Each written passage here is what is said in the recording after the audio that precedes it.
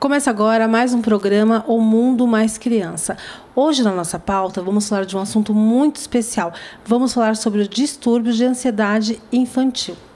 Você sabia que o distúrbio de ansiedade infantil está entre as principais causas de consultas médicas e o número cresce cada vez mais entre as crianças? E para sabermos mais, estamos aqui com a doutora Lívia Penteado, que é psiquiatra e atende crianças, adolescentes e adultos. Tudo bem, doutora? Tudo bom? Tudo ótimo. Muito obrigada, doutora, por ter aceito o nosso convite. Obrigada a vocês pela oportunidade e pelo convite. Espero que a gente consiga, nesse bate-papo, esclarecer as dúvidas dos pais, né? Vamos lá, doutora. Doutora, a ansiedade está associada à depressão? É muito comum, né, quando tem um quadro de ansiedade crônico, isso pode acabar evoluindo para uma depressão ou simplesmente a ansiedade ser um sintoma da depressão que os outros sintomas, às vezes, podem não estar aparecendo, né? Então, às vezes, fica mais fácil de enxergar a ansiedade, mas os sintomas da depressão podem estar mais camuflados. Doutora, falando, quando nós falamos em sintomas, quais são os sintomas, doutora, da ansiedade? Olha, ansiedade é um termo muito amplo, né, muito genérico, que pode significar uma gama muito grande de diagnósticos, né? Então, não dá para dizer, tem a doença da ansiedade. Quando a família traz a criança com a queixa do meu filho está ansioso, nós não vamos partir para o pensamento de que tem uma doença da ansiedade. Nós vamos partir para o pensamento de vamos conhecer essa criança como um todo, né? Quem é ela? Como é que é o temperamento dela? Ela tem alguma patologia psiquiátrica ou não? Ela está refletindo alguma situação em algum ambiente, né? Alguma tensão no lar, por alguma momento difícil que os pais podem estar passando, situação na escola, algum reflexo, às vezes, de questões com os colegas, né? Então, nós temos que separar o que é realmente da criança, em termos de patologia, o que é só um reflexo de um ambiente e o que pode, muitas vezes, na verdade, às vezes, é uma ansiedade dos pais. A criança propriamente não tem, mas os pais enxergam dessa maneira. E a gente tem que fazer um trabalho, porque a preocupação exagerada dos pais pode acabar refletindo e futuramente gerando uma ansiedade, né? Então, já tem de casos assim, onde os pais falam, olha, minha filha ou meu filho está muito mal com tal situação que aconteceu com a nossa separação ou com tal frustração. E aí, quando você vai conversando e ganhando a confiança do adolescente ou da criança, você percebe que não, que eles estão lidando muito bem. Quem não está lidando bem com a situação são os pais, né? Às vezes a perda dos avós e várias questões. Então, o importante é não rotular as pessoas, né? A psiquiatria não tem essa função de rotular. Ela tem a função de conhecer, né? A psiquiatria é uma mistura de medicina com um pouco de psicologia, né? Então, a gente tem que saber olhar para os dois aspectos para não rotular e, ao contrário do que se pensa, não saímos medicando todo mundo conforme né, as pessoas têm essa fantasia, vou chegar lá, dizer que meu filho está ansioso, o médico vai dar um calmante. Isso não é uma realidade, não é assim que funciona. É uma avaliação complexa, é um processo lento, a gente precisa de várias consultas para fechar um diagnóstico, precisa visitar a escola, conversar com a coordenação, com o professor, ver como é que é a interação, né? Às vezes os pais vão dizer, meu filho está ansioso ou depressivo. Você chega na escola e descobre que está muito bem com os amiguinhos, com a professora. É uma situação que acontece em casa, por exemplo, mais restrita ao ambiente familiar. Ou pode acontecer o contrário, né? Da criança demonstrar certos comportamentos na escola que não aparecem em casa. Então, tem que ter uma investigação, né? Conversar com o psicólogo que atende a criança, se ela tem uma fonoaudióloga, algum outro profissional que acompanha, né? Às vezes até um pediatra que conhece bem a família e a criança. Eu vou telefonar, investigar para conhecer, né? O objetivo não é nunca rotular, é sempre compreender. Para saber o que está acontecendo, né, doutora? A doutora comentou também sobre a escola. Muitas vezes a criança ela vai mal na escola e os pais acham que a criança não está tendo atenção devida, não está se esforçando. E muitas vezes, doutora, o problema vem de dentro de casa, que o reflexo é na escola, né, doutora? Com certeza. Todos nós somos muito sensíveis ao que acontece ao nosso redor, né? E a criança não é diferente disso. E muitas vezes é mais intenso com ela essa reação, né? Então, como eu disse, às vezes a perda de um familiar querido, né, pode abalar, gerar uma ansiedade, uma alteração de concentração. Às vezes a criança não está sofrendo pela perda daquele familiar, mas sim por como os pais estão reagindo à perda daquele familiar, né? E todas essas emoções refletem na criança e podem prejudicar o desempenho na escola, né?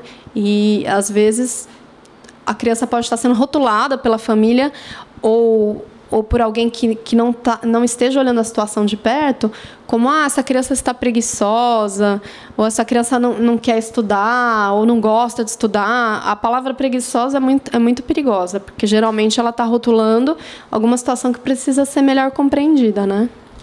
Doutora, que interessante.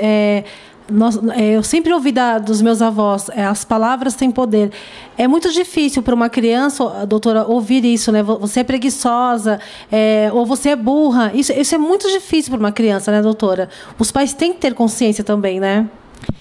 Com certeza. A criança ela ainda está com a autoestima dela em formação. Então, dificilmente eles têm um questionamento do que os pais falam. Eles não têm experiência de vida para entender que os pais não são os donos absolutos da verdade. Então, o que eles falam, elas interpretam como sendo uma realidade. Então, você é preguiçoso, ou você não é capaz, ou você é medroso.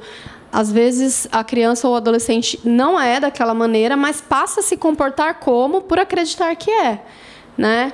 Então, é comum, né? Olha, doutora, já falei para esse menino, para o meu filho, ele não consegue se limpar sozinho quando vai no banheiro, ele não consegue dormir na cama dele, só quer dormir grudado comigo, ele não consegue isso, ele não consegue aquilo. E aí, quando a gente vai fazendo um trabalho, vai vendo que a criança consegue, mas ela achava que não, de tanto a família reforçar esse comportamento, né?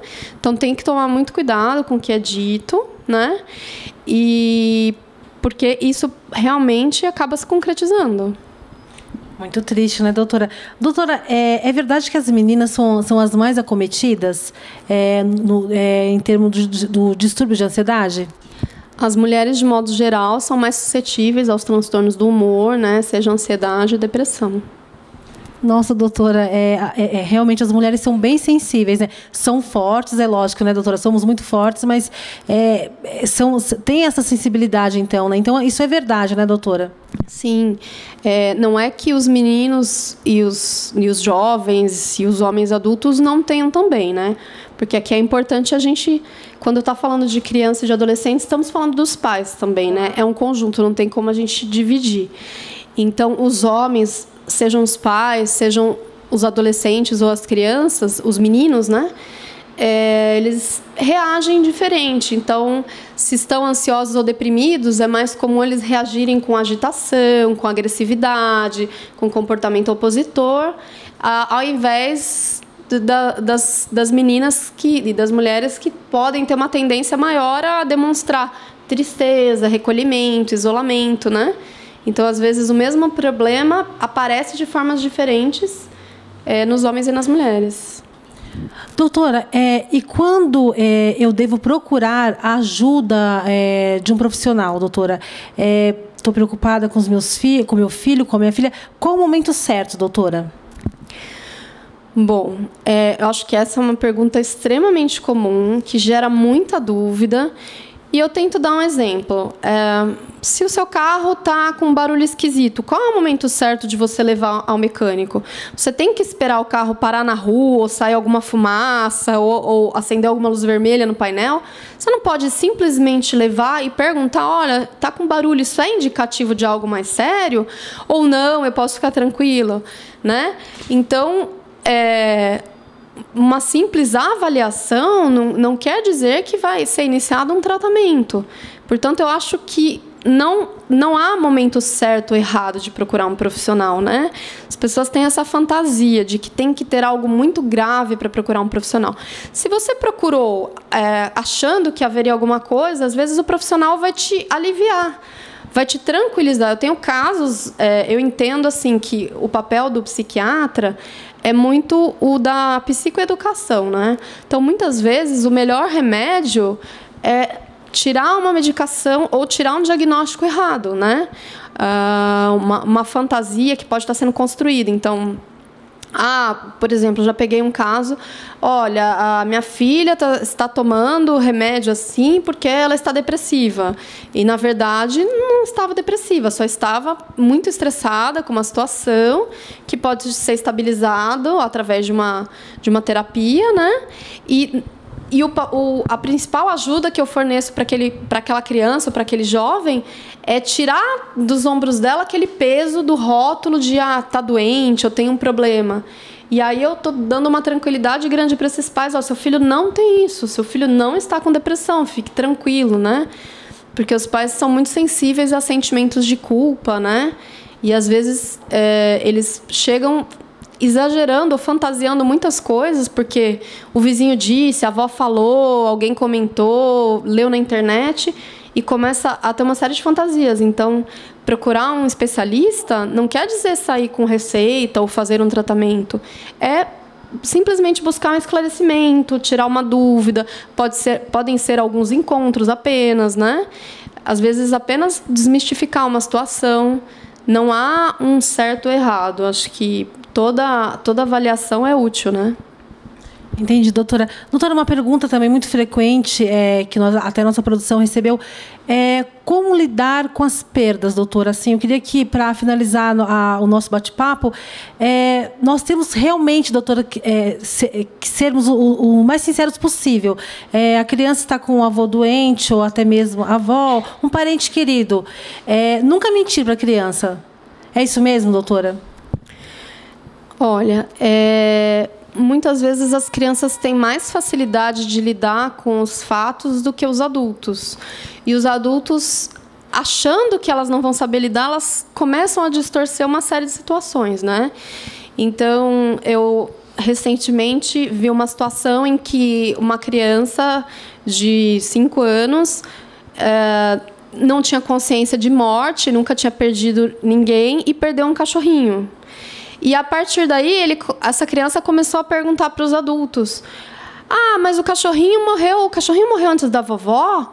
E quem vai morrer depois? Vô, você vai morrer? Vó, você vai morrer? Pai, você vai morrer? Né? Aí a criança pegava um boneco e dizia: vou ficar com esse boneco para sempre, até ficar muito velhinho, né? E aí, qual que era a reação dos adultos? De repreender, né? Porque, nossa, é muito chocante, né? Como você está dizendo para sua avó, o cachorro morreu antes de você? Na realidade, é a realidade. A criança lida com ela, é a gente que não consegue lidar. Então, o comportamento dos adultos, na ocasião, foi: olha, eu vou brigar com você, você não pode falar isso para sua avó, você está ofendendo, você está magoando, que absurdo. E a criança recebendo bronca e não entendendo nada. Nossa, eu tô falando sobre algo que eu estou vendo acontecer e estou tomando bronca, estou sendo repreendida. Como é que ela vai trabalhar essa questão do luto? Então, eu tentei abordar da seguinte maneira: olha, é verdade, o cachorrinho morreu antes da vovó. Então, olha, eu também já tive cachorrinho, já tive 2, os 2 morreram, porque cachorro vive menos que gente, né? Um cachorro vive mais ou menos 10 anos. Então, se a gente é criança, a gente cresce e o cachorrinho fica velhinho antes, né? Os velhinhos morrem antes dos mais jovens. E tentar trabalhar com uma certa naturalidade. O difícil não é eles conseguirem lidar, né? O difícil somos nós, adultos, conseguir lidar com as nossas questões. Bom, como psiquiatra que atendo criança, adolescente e adulto, eu acho que a melhor dica que eu posso deixar é que o seu psiquiatra tente imaginar ele como aquele médico da família, para quem você pode buscar um aconselhamento, abrir questões emocionais, né, questões particulares que às vezes você não vai ter um espaço na sua família ou em outro tipo de médico para poder conversar, né? Então, não tenha medo do seu médico. Ele não é aquela pessoa brava, autoritária, que vai te rotular e te julgar, né? É uma pessoa que está do seu lado, que é para ter uma parceria com o profissional e que vai tirar todas as suas dúvidas. E, se for necessário um tratamento, será orientado. Mas, muitas vezes, a própria orientação é o tratamento. É verdade. E, doutora, lhe agradeço muito pela participação. Eu tenho certeza que os pais estão ansiosos esperando o nosso bate-papo, doutora. Possam acalmar mais os seus corações, doutora, e perder aquele medo de levar o filho a um especialista. Doutora, muito obrigada pela sua participação. Obrigada a vocês. Até o nosso próximo encontro. O Mundo Mais Criança. A informação com responsabilidade, aqui você acha.